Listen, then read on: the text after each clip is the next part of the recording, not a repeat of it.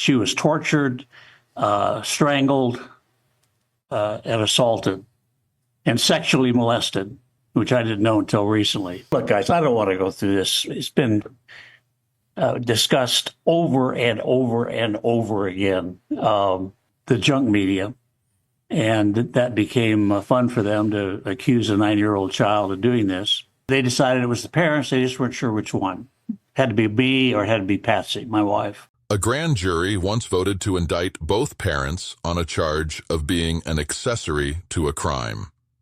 A former lead investigator on this very case once publicly backed a theory very different from the one he just told. Today, we cross-check every line, every detail. I'm Marcus Wren, the creator of the Tell Index, a 50-signal framework for analyzing statements and behavior in criminal cases. Today's video is part 1 of 2, analyzing the opening of a new interview where John Ramsey introduces 2 private investigators who've taken on his case for free. Hit subscribe if you want to see more analysis like this. On the morning of December 26, 1996, 6-year-old John Ramsey was found dead in the basement of her family's home in Boulder, Colorado, strangled with a severe skull injury. A 2.5-page ransom note demanding $118,000 had been found on the staircase earlier that morning. The Ramsey family was officially cleared by police through DNA evidence in 2008. To this day, no one has been charged. Today's footage comes from the program Inside the Investigation, hosted by Andy Fox.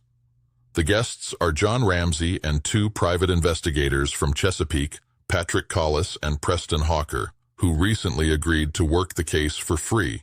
This video covers the first 5 minutes of the direct conversation with John Ramsey, dense enough with signal to earn its own video, and this time the case file cross-referencing goes considerably deeper, thanks to a fuller compiled research file. John, we appreciate your being here. I just take me back, sir, to December 26th, when everyone was waking up in your home that day. Tell me what was going on. Well, I've been through this 1,000 times. We were getting up early to depart to meet my older kids for a second Christmas, basically. And we found a ransom note probably at, 6 in the morning, which we were leaving early. So we were up early. When you got that ransom note, what do you think? It said, Mr. Ramsey, listen carefully. Well, it was shock and terror. My child was gone. I didn't know who had her. It was cold outside. It was dark. It's horrible. And tell me, then the search began for John Benet. Tell me what happened when you discovered her body downstairs.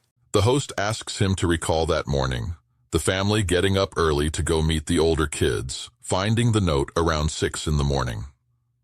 John Ramsey answers fairly fully about the shock and panic of that moment.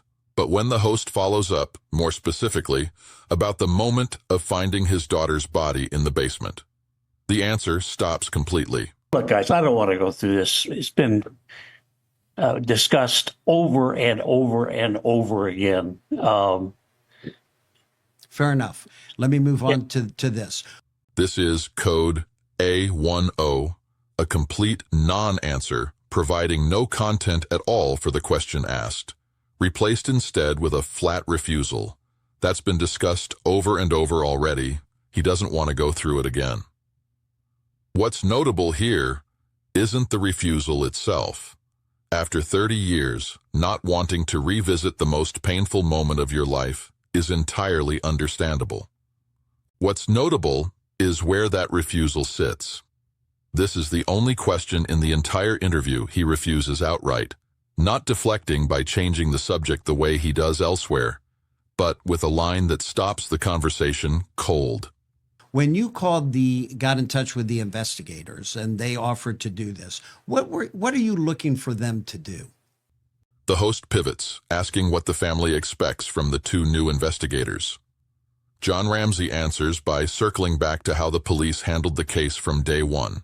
Well, the police decided on the first day that it was the parents, because it's always the parents. It was in the home. We were in the home as we should have been. They decided it was the parents. They just weren't sure which one. Had to be B or had to be Patsy, my wife. And that was their conclusion. So they started to fit the evidence to the theory rather than vice versa. And the evidence as it started to come in was giving him problems. The most significant evidence piece was two or 3 weeks later, they got a report from the DNA lab that they found unidentified male DNA in John Benet's underwear. And that was a big problem for the police because they had already made up their mind. And this DNA evidence was a problem for their conclusion. So we figured out pretty early that they weren't investigating anybody. He says police decided on the very first day that the culprit was one of the parents, because it's always the parents, and then went looking for evidence to fit a conclusion they'd already reached, rather than the other way around. This is Code D5R, attacking the investigating agency's approach as a vague, undifferentiated whole. But digging deeply into that specific morning produces a picture that's nearly the opposite of the phrase first day. According to the record, the officers on scene that morning did not treat the Ramsey couple as suspects. Quite the opposite. They treated the family as kidnapping victims, if anything too gently. They didn't separate the couple to take individual statements as standard homicide procedure requires, and let friends and even a pastor move freely through what was, in fact, a crime scene. In other words, the biggest failure of day one wasn't a rush to blame the parents. It was the reverse. Too much trust, too much deference, which let the scene get contaminated. Suspicion toward the parents, according to the public timeline, built gradually over the following weeks, not within the first 24 hours as he describes it. On top of that, the Ramsey family itself did not sit for a formal police interview until 4 months after the crime. A significant delay his account never mentions when describing the police as solely responsible for the case going cold. How troubled were you when they started talking about your son, Burke? Well, the police never did.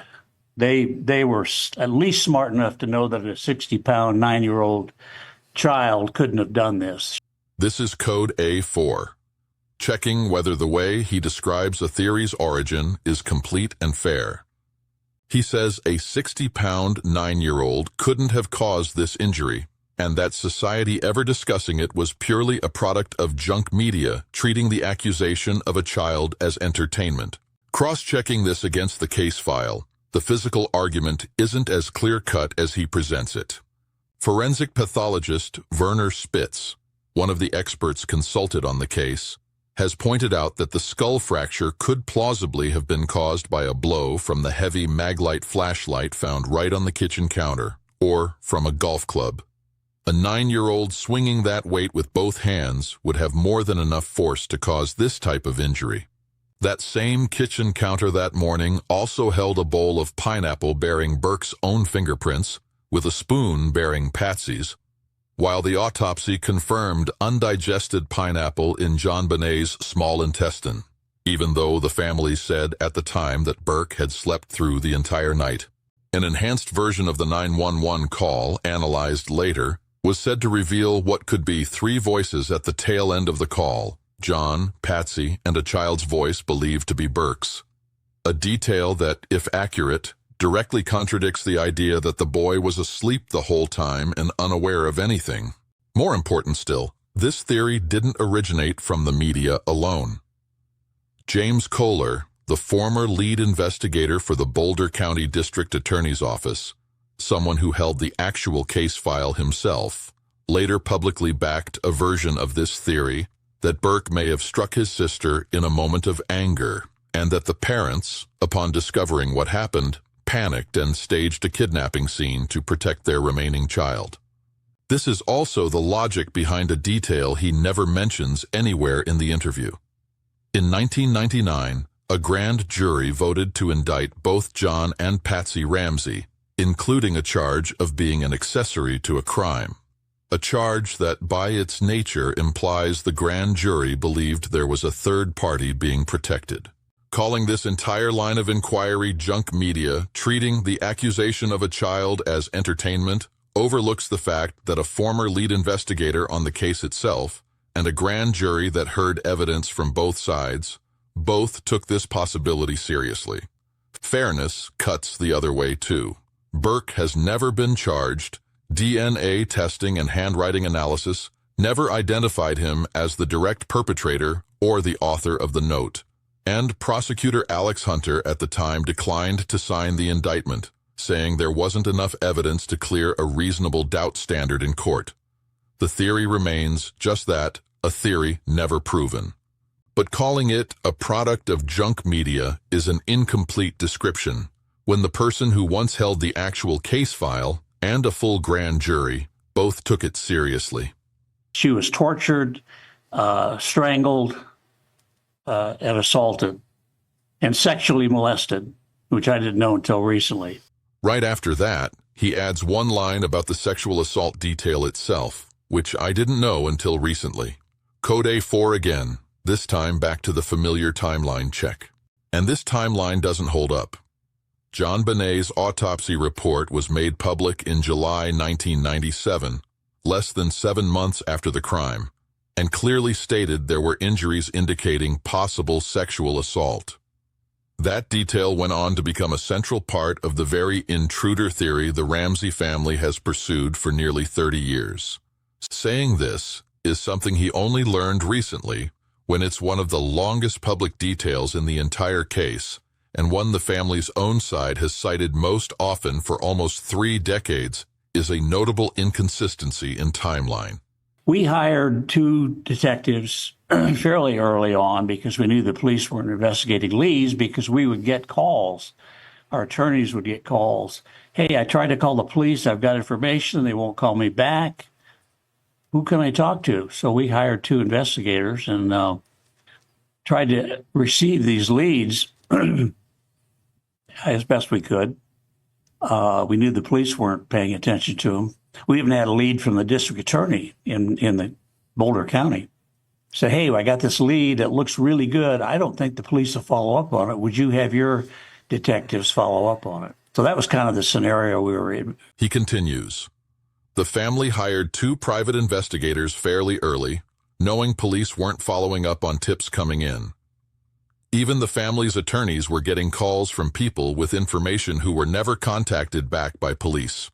You think that the police botched this case from the start, correct? Oh, I tell you, the tragedy was they didn't know what they were doing. They didn't even have a homicide department. One of the detectives that was assigned to our case and was overseeing it for 25 years was an auto theft investigator. He'd never investigated a homicide. And that's okay. Small town, they didn't even have a homicide department. The second tragedy in our case was they refused help from people that do what they're doing. Denver police offered 2 experienced homicide detectives to come to Boulder immediately, full time. They refused to help. The FBI was refused to help. They had monster egos and no experience and very poor leadership. So that was the scenario. He says Boulder police at the time didn't even have a dedicated homicide department, that one of the detectives assigned to the case had spent 25 years investigating nothing but auto theft, and that when Denver police offered to send 2 experienced homicide detectives to help full-time, the offer was refused. Along with that, the FBI was also refused help. Code D5 again. Cross-checking this against the case file, this part also needs clarifying. Internal records show Boulder police in fact sent evidence to the Colorado Bureau of Investigation and consulted with the FBI in the early days. It was the FBI itself that assessed the ransom note as showing signs of being staged. In other words, the FBI wasn't sitting on the sidelines the way he describes it. The issue was that the Ramsey family didn't closely follow that line of analysis afterward. The story that every outside offer of help was flatly refused doesn't match the FBI having been involved in analysis and offering an assessment from the early stage. It needs to be said clearly here, and only once in this entire video, someone retelling the same traumatic story for 30 years can easily misremember a timeline, merge different events together, or simplify a complex process into a more tellable image. That doesn't automatically mean it's a deliberate falsehood. John Ramsey was officially cleared by police through DNA back in 2008, and Burke Ramsey has never been charged. What's notable in this video isn't whether anyone is guilty, but the fact that almost every sweeping, definitive claim in this interview about the police, about Burke, about the FBI, turns out to be more complicated and multi-sided than the way it's told, once checked against the case's own public record. 5 moments in the first 5 minutes of the interview, and almost everyone has a more complicated layer of record behind it. Do you think simplifying a 30-year-old case is understandable, or a deliberate way of telling the story? Leave a comment below. I read every one. Part 2 of this series covers the remaining 15 minutes of the interview, including the ransom note itself and the staging theory behind it. Hit subscribe to not miss it.